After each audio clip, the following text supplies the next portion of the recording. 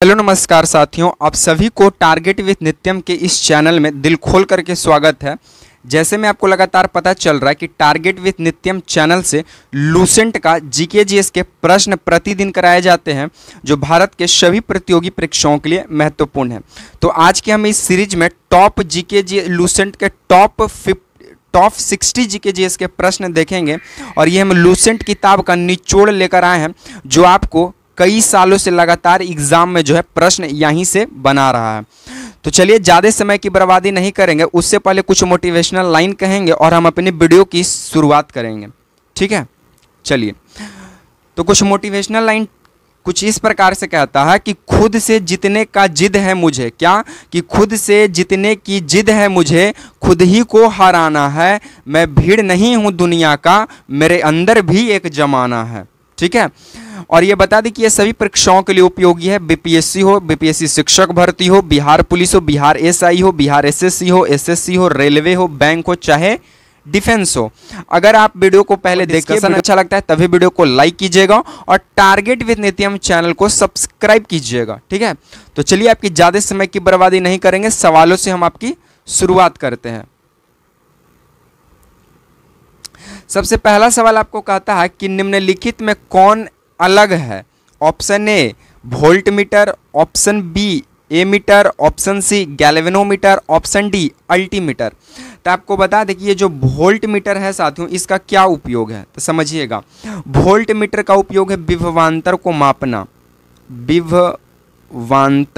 विभवांतर को ये मापने का कार्य करता है। कौन? Volt meter. वोल्ट मीटर विभवांतर और विभव को मापता है।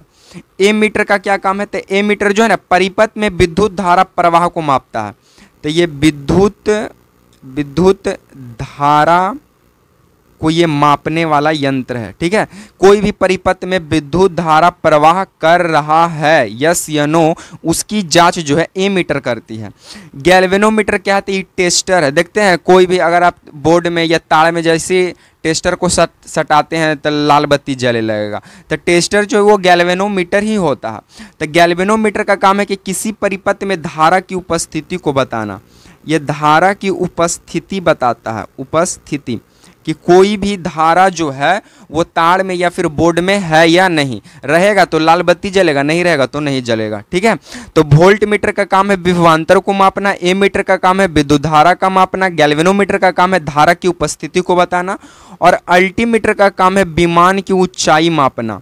विमान की ऊंचाई मापना कि कोई भी विमान कितना ऊंचाई पे उड़ रहा है, इसका मापन जो है अल्टीमीटर करता है।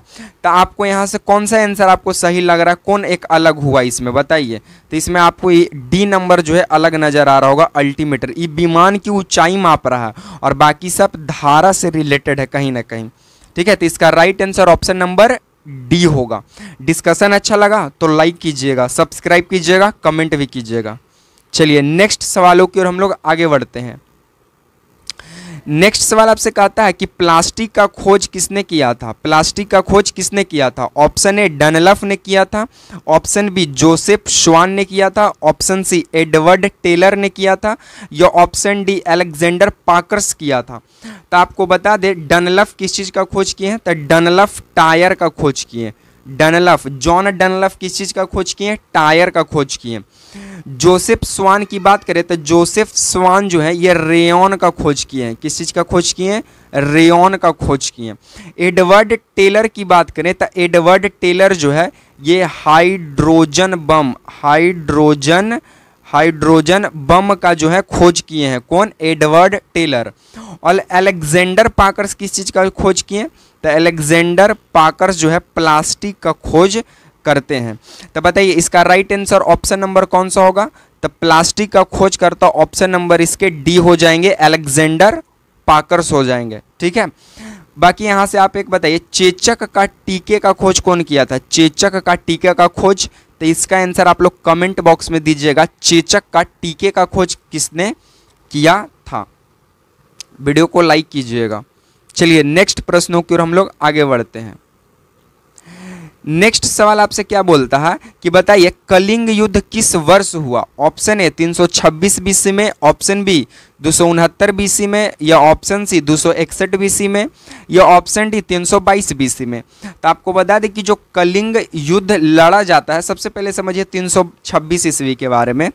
326 बीसी में जो है एक युद्ध होता है, किसके किसके बीच, तब पोरस और सिकंदर के बीच में, पोरस और सिकंदर के बीच में।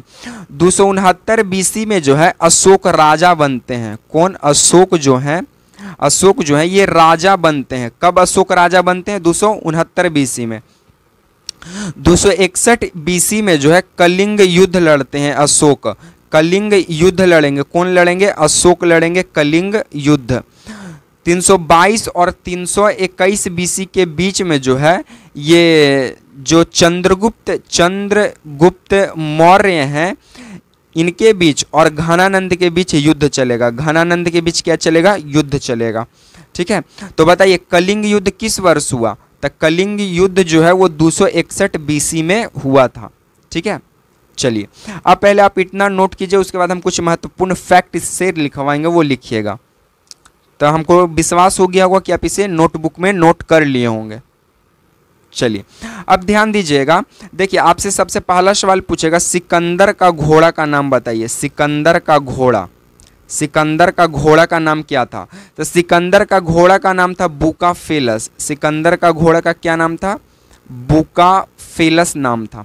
सिकंदर का जल सेनापति का नाम बताइए। जल सेनापति का नाम, तो जल सेनापति का नाम था निर्याकस। जल सेनापति का क्या नाम था, निर्याकस नाम था।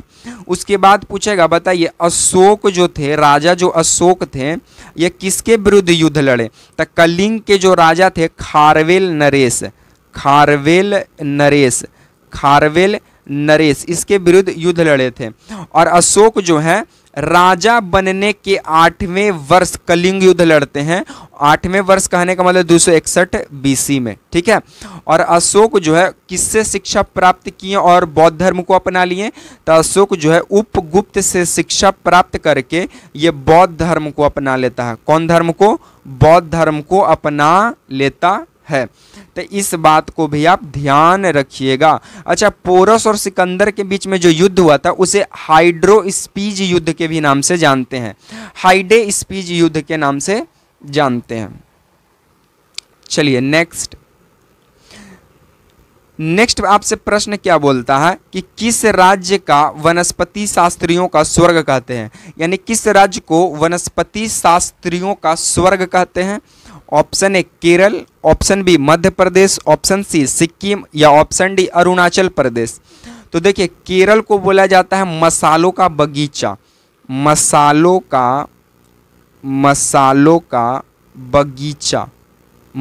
का बगीचा किसे कहा जाता है, केरल को।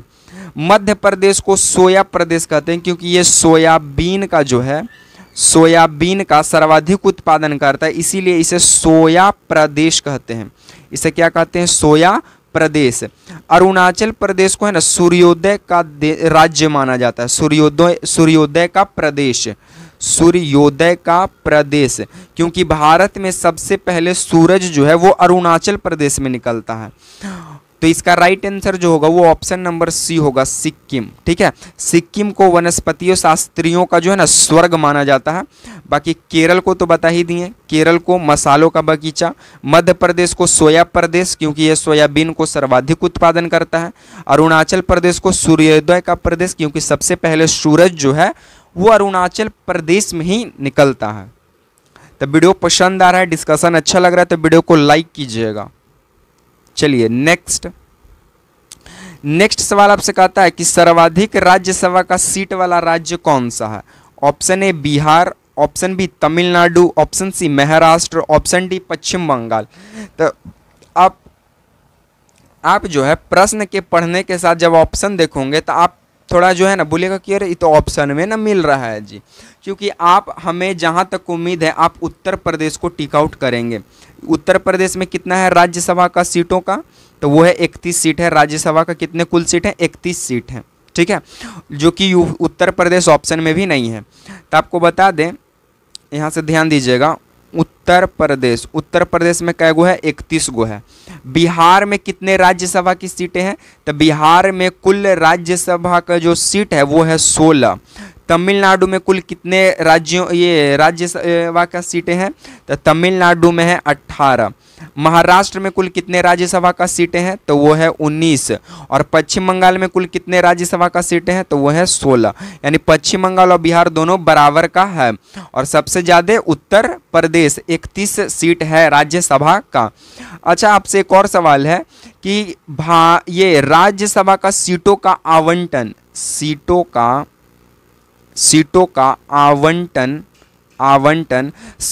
आवंटन संविधान के किस अनुसूची में है? अनुसूची में है। तब राज्यसभा का तो राज्यसभा का सीटों का आवंटन का जो उल्लेख है वो अनुसूची नंबर 4 में देखने को मिलता है। तो सर्वाधिक राज्यसभा का सीट वाला ऑप्शन कौन सा हो जाएगा? इसका हो जाएगा option number C, Maharashtra. Uttar Pradesh तो है नहीं, तो इसका right answer option number C होगा, महाराष्ट्र। उसके बाद तमिलनाडु, उसके बाद बिहार और पश्चिम बंगाल को टिक आउट करेंगे। और राज्यसभा का सीटों का आवंटन का उल्लेख अनुसूची नंबर 4 में देखने को मिलता है। चलिए नेक्स्ट सवाल आपसे क्या पूछ रहा है कि बताइए अटलांटिक महासागर की जलधारा है। ऑप्शन ए कैलिफोर्निया जलधारा, ऑप्शन बी हम्बोल्ट जलधारा, ऑप्शन सी क्यूराइल जलधारा या ऑप्शन डी लेब्राडोर जलधारा। तो आपको बता दें ये जो कैलिफोर्निया है, हम्बोल्ट है जिसे पेरू जलधारा भी बोलते हैं, पेरू जलधारा ये हो गया आपका, और ये क्यूराइल हो गया, उसके बाद आपका क्यूराइल हो गया, और एक और आपका है कुरोसियो हो गया, कुरोसियो हो गया, सुसीमा हो गया। ये सब जो आप जितने भी देख रहे हैं सर, कैलिफोर्निया, हम्बोल्ट, क्यूराइल या जिसको हम्बोल्ट को पेरू कहा गया, क्यूरोसियो कहा गया, सोसीमा कहा गया, ये सभी अटलांटिक महासागर की जलधारा नहीं है, ये सभी प्रशांत महासागर की जलधारा है। कौन सा महासागर का है? प्रशांत महासागर का जलधारा है। इसमें जो लेब्राडोर है ये है कहाँ का जलधारा? अटलांटिक महासागर का जो जलधारा है वो है लेब्राडोर। तो इसका right answer option number D होगा। बाकी कैलिफोर्निया, हम्बोल्ट जिसे पेरू भी कहा जाता है, क्यूराइल, कुरोसियो और सुसीमा जो है ये प्रशांत महासागर का जलधारा है। तो आप इसे नोटबुक में नोट कीजिए और हम अटलांटिक महासागर की अब जलधारा को लिखवाते हैं। तो अब पहला तो लेब्राडोर हो गया अटलांटिक महासागर का जलधारा, उसके बाद हो गया बेंगुएला जलधारा हो गया, उसके बाद एक और हो गया फाकलैंड जलधारा, एक हो गया इरमिगर जलधारा, एक और हो गया गल्फ स्ट्रीम जलधारा, और एक हो गया फ्लोरिडा।